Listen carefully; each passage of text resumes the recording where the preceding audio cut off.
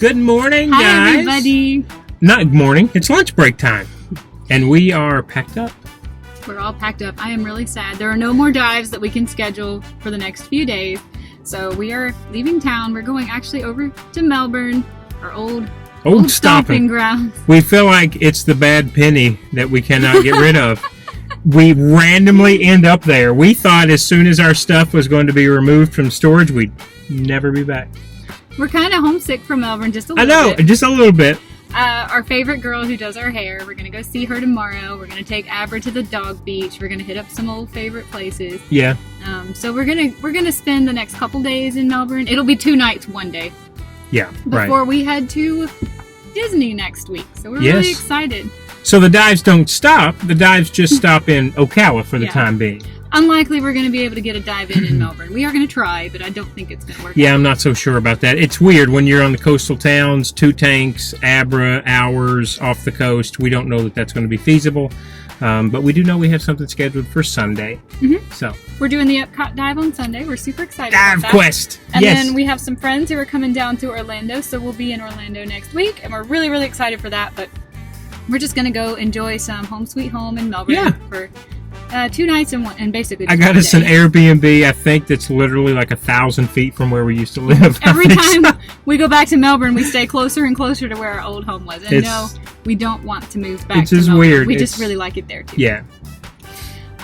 Michael's been working all morning, got all packed up, Jeep is loaded, Abadoos is right here all buckled up, and now he's going to work and I'm going to drive us over there. I think it's a 2.5 hour drive, something like that. Yeah.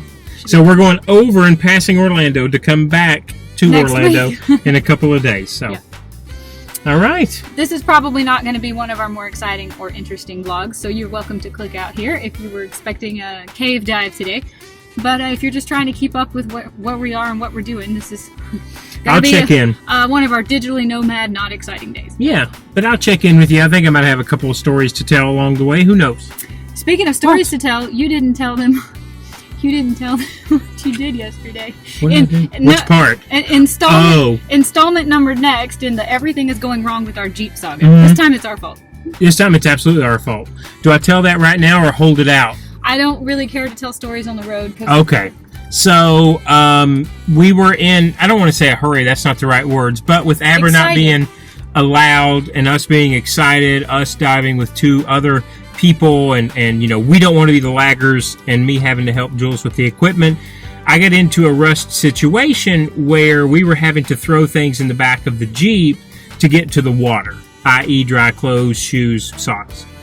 And I had rode the 1.5 hours to the dive site with the Jeep key in my swim trunks. I'd worn my swim trunks. The swim trunks have such great pockets, I couldn't fill the keys. So I actually did the first dive with the keys in my swim trunks. I got out and I felt the wetsuit, and as I was climbing the stairs, something was like, just kind of rubbing, and I felt that on my thighs. Like, Jeep keys. The Jeep keys. When you say the Jeep keys, he means the key fob. Yeah, I do mean the key fob, because I do not... electronic thing that cannot survive a dive. I don't carry any other keys with me. I have not for years and years. So it worked. It worked. I come out, shook it, blew it dry with my mouth. It unlocked the Jeep. It drove to the next site. Got back, locked the Jeep, unlocked it, left it unlocked overnight, and this morning it would not. I always hit it to light up because it's dark here. There's no street lights, and it didn't light up. It didn't light the lights. So I walk to the Jeep. Oh, it's unlocked. Okay. I get in, and it says key fob not detected. Well, Jeep, if you touch your key fob to the electronic ignition switch, sometimes it recognizes it and almost like it resets it, and it would start. So it did. It started right up. No problem. Well, I actually physically lock it because it won't hit the key fob won't work when I get to the gym. So I physically lock it. It has a valet key. Come back out, unlock it with the valet key. After I try the remote fob again, alarm goes off, blaring in the parking lot. I get in, and I have to touch it again to the ignition switch to get it to recognize it's me. It's not a robber, even though I used a valet key that's a legit key to start it up. So that's where we are with the keys. My key. in the Jeep. I think all those drives we took yesterday when you thought your key fob was still working were because my key was in my purse the whole time. That's completely reasonable. That's a reasonable assumption. But it did unlock. It did unlock after the first and second dive, We're though. going to be rolling in to return this Jeep with an axle and 4 wheels, I hope. I'm going to light it on fire. So anyway, that's where we are today with the Jeep.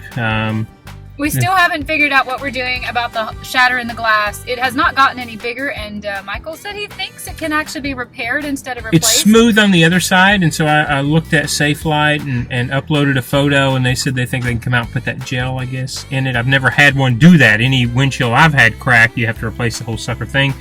So we'll see. But we're going to definitely wait till we get back to Charlotte, our last big road trip in this thing. Sponsorship from Safelite, because every time we make the drive to and from Florida, we get a cracked windshield. Well, and then in DC, they had to fix Safelite knows us. They fixed this well. passenger, glass when it got broken into in DC They know too. us So really well. they do. All right, let's hit the road. Let's hit the road. Can't wait. The the next road, adventure starts today.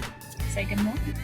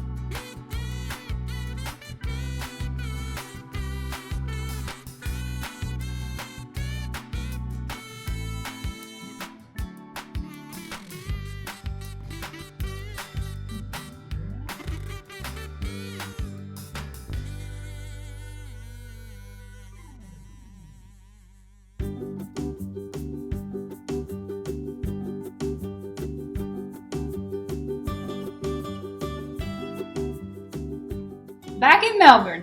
Can you believe it? That was a quick drive. We did stop at Buc-ee's, but we didn't vlog it because we have vlogged Buc-ee's so many times. Well, we didn't actually get anything. We literally just got gas and got right back on the road. Stretch the dog's legs. So. Yeah.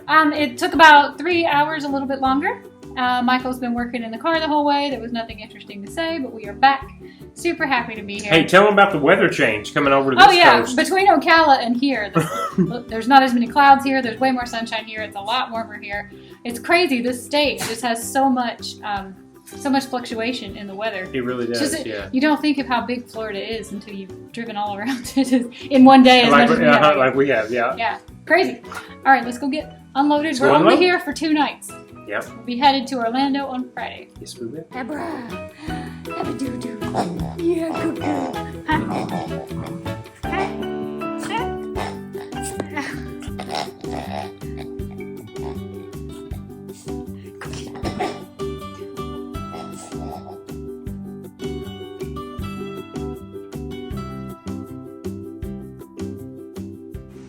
All right, got to get a few groceries today. Back at our hometown Publix. Up first is water because we do not drink water in Melbourne, Florida. We've shown you that water treatment facility before. I'm not sure if anything is on sale. Here we go. We'll just get a couple of gallons over here. It didn't like that, does it? No. And it's going to do it again when I shut the door. Okay. Because of the key that you went swimming with, The right? key fob has left the vehicle even though it's right there. Sorry, my phone decided that it was going to go crazy. And I didn't get to film what else I got. But buy one, get one free on the Cabot, which I love. And I wanted to try these. So I found these. Hello. I found these. Ooh, jalapeno beef. Yeah, but look, it's the no nitrates, no Can we see me? No artificial fillers.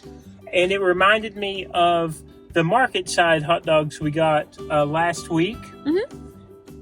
and the QT, the jalapeno QT. So I decided to get these and make them 13 grams per. We still had some steak that we cooked that didn't get eaten. That is going to be my dinner. We shared a little bit on the road, but there's a whole steak left. Yeah, there's a whole sirloin left that I cut into pieces and brought to eat for my dinner. So we had more leftovers than normal. We're pretty radical about it. Cheese. You like it? You think it's going to be good? Yeah, stinky cheese. Yeah.